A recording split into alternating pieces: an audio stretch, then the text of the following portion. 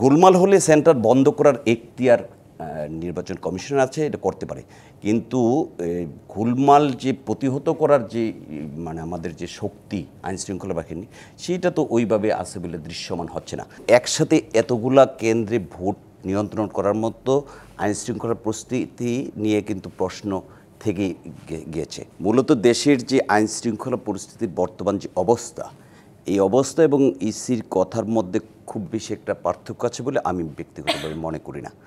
কারণ বর্তমানে যেভাবে মব চলছে, আইনশৃঙ্খলা পরিস্থিতির যে অবনতির কথা আপনি দেখছেন, আমরা দেখলাম যে 2টা মার্কেট থেকে 500 ভরি এবং 400 ভরি স্বর্ণ ঢাকা শহরের মধ্যে থেকে লুট হয়ে গেল। এটার কোনো সুরাহা এখন পর্যন্ত করা হয়নি।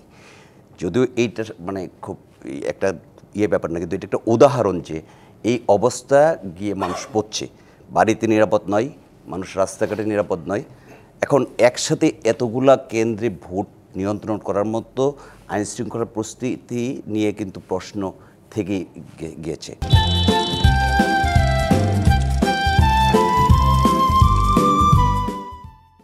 এবং আইনশৃঙ্খলা পরিস্থিতির যে মনোবল, বিশেষ করে 5 আগস্টের পরে ভেঙে যাওয়া মনোবল, সেটা ঠিক ওই পর্যায়ে গিয়ে মেরামত হয়েছে এরকম কোনো লক্ষণও কিন্তু দেখা যাচ্ছে না। কাজে এই সিচুয়েশনটা, ওনার বক্তব্যটাকে একেবারে উড়িয়ে দেওয়া যায় এরকম অবস্থা আছে বলে আমি মনে করি না। ওনার বক্তব্যের সাথে বাস্তবতার কিছু মিল আছে এবং আইনশৃঙ্খলা পরিস্থিতি যথেষ্ট গ্যাপ আছে এবং যথেষ্ট আমাদের যারা আইনশৃঙ্খলা রক্ষা করে তারা দায়িত্ব পালনে অনেক ক্ষেত্রে ব্যর্থ হয়েছে। এটা অনেকগুলা জিনিস জাতির সামনে পরিষ্কার হয়েছে।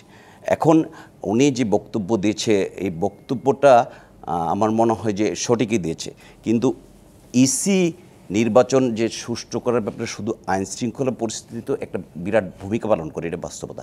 ইসির তো লোকবল খুব বেশি একটা নাই। ইসিকে নির্ভর করতে হয় নির্বাহী বিভাগের উপর। নির্বাহী বিভাগের মনোভাব নির্ধারণ করবে নির্বাচন কী পরিমাণে অবাধ, সুষ্ঠু, নিরপেক্ষ, অংশগ্রহণমূলক হবে। সেই ক্ষেত্রে ইসিকে অনেকেই বলে যে দ্বন্দ্বহীন বাক। কী কারণে বলে? যে নির্বাহী বিভাগ গত অনেকগুলো নির্বাচনে আমরা দেখেছি যে নির্বাহী বিভাগের লোকগুলা সরাসরি অংশগ্রহণ করছে বিভিন্ন অপরাধ, নির্বাচন কেন্দ্রিক অপরাধের সাথে। আর আইনটা হলো এরকম যে কোনো নির্বাহী বিভাগের কোনো কর্মকর্তা যদি কোনো প্রার্থীর পক্ষে নেয়, তাহলে নির্বাচন কমিশন তাকে শাস্তি করে দেওয়ার কোনো আরপিওতে কোনো নেই।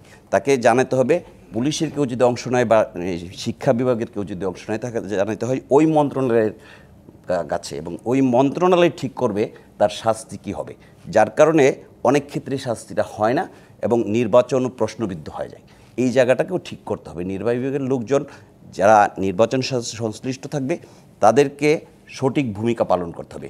অনেক ক্ষেত্রে আমরা দেখছি তারা পক্ষপাতিত্বমূলক আলোচনা। আসলে যখন সিইসি বলছেন যদি গোলমাল হয় সেই ক্ষেত্রে সেন্টার বন্ধ করে দেবেন, এটা কি আপনার মনে হয় না ভোটারদের মধ্যে আতঙ্ক সৃষ্টি করবে না যে তাদের ভোট কেন্দ্র হঠাৎ বন্ধ হয়ে যেতে পারে?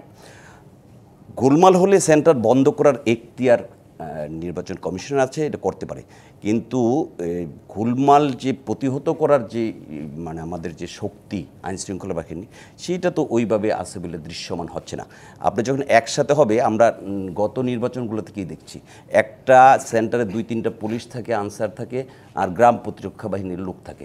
ওই জায়গার মধ্যে এই সংখ্যক লোক খুব বেশি একটা কার্যকর ভূমিকা পালন করতে পারে না। আর প্রশ্ন হলো যে যদি আর্মি সেখানে নিযুক্ত থাকে, তাহলে আর্মিকে কোনভাবে নিযুক্ত করছে? আর্মিকে যদি স্ট্রাইকিং ফোর্স হিসেবে নিযুক্ত করে, তারা 144 ফিটের ভিতরে যায় না। সেই ক্ষেত্রে নির্বাচন কেন্দ্রের ভিতরে কি হচ্ছে এটা আর্মি কোনোদিন ডাকলেও আসে না। আমি নির্বাচন করেছি, আমি এরকম পরিস্থিতি পড়েছি, এবং ডাকার পরে তারা ওর বাইরের অংশে দেখে গণ্ডগোল হচ্ছে কিনা, ভিতরে বুথের ভিতরে কি হচ্ছে এই জিনিসটা তারা দেখছে না। কাজে ওই জায়গায় আর্মি নিয়োগের ব্যাপারটাও দেখতে হবে, তাদের কোন পর্যায়ে দিচ্ছে এবং কোন ইয়েতে গেছে। যদি তাদেরকে মিনিস্ট্রি পাওয়ার দিয়ে ওইভাবে দেওয়া হয়, তাহলে হয়তো বা কিছুটা উন্নতি করতে পারে।